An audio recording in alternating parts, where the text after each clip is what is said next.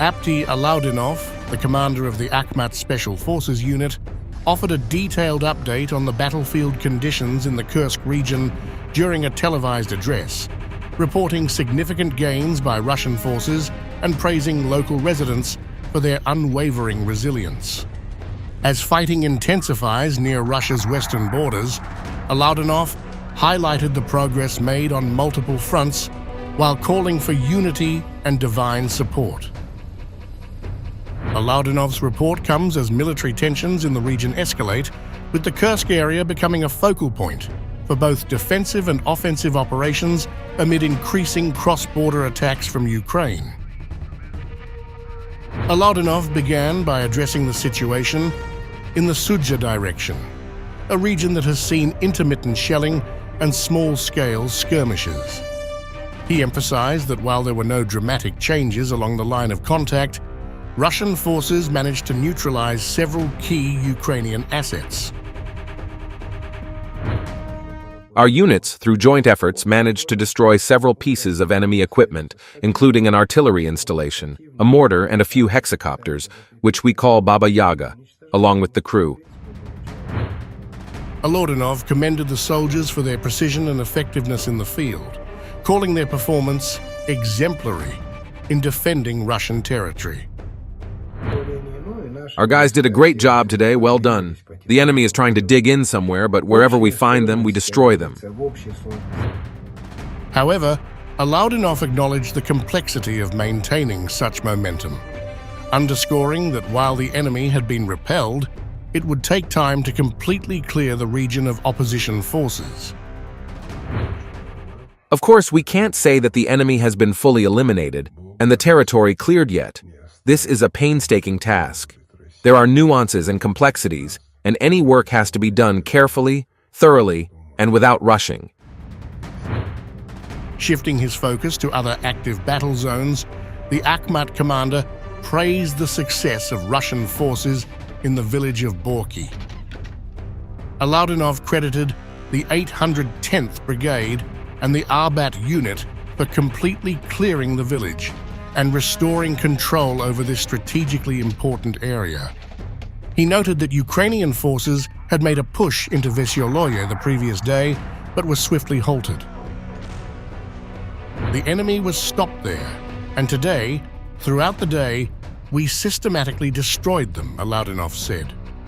However, he cautioned that the job is far from over, adding that there are still many complexities that need to be addressed to minimize our losses. This measured approach, according to Alaudinov, is crucial to securing lasting stability in the region. He called for patience, urging supporters to recognize that while Russian forces maintain the initiative, securing the border area requires a methodical, step-by-step strategy. In the latter part of his address, Alaudinov took the opportunity to introduce two key figures: Roman Vladimirovich, Russia's Minister of Transport, and Alexei Borisovich, the recently elected governor of the Kursk region. Both officials, according to Alaudinov, had made significant contributions to ensuring the region's defense against ongoing incursions. I've been here for a month now, and during all this time I've heard many different opinions. But I know one thing. There are people who truly do everything to ensure that Russia remains whole, great, and powerful.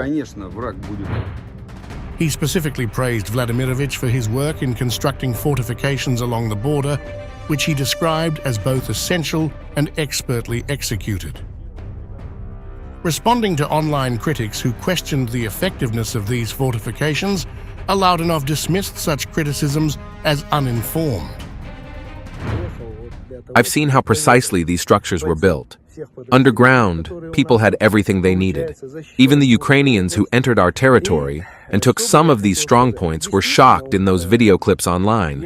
Everything was there. You could live underground with all the necessary provisions. It was done very precisely. Let the dogs bark. The caravan moves on. Please don't stop. Do everything you can to ensure that we clear the Kursk land of fascists.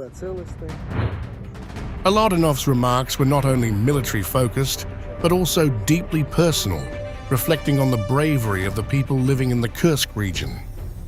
He lauded the residents as truly heroic, emphasizing the sacrifices made by families caught in the crossfire of the ongoing conflict. The people of Russia, particularly in the Kursk and Belgorod regions, are truly heroic. Women, the elderly, children, and men, all living in these areas, are truly heroic people. To stand strong with such dignity and courage in these conditions is something not everyone could do. Alaudinov extended his gratitude to the builders, military personnel, and everyday citizens working together to secure and restore the region. Of course, the enemy will be destroyed, our land will be liberated, and we will return to peaceful life, to creative work, he affirmed.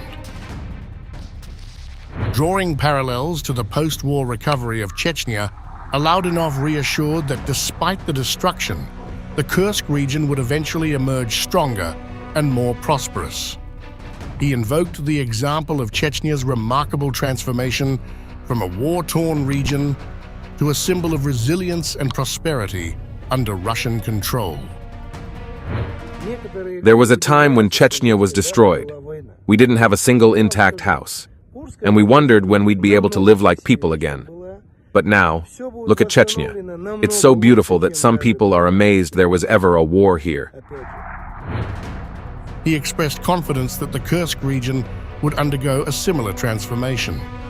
The Kursk region will be even more beautiful than it was.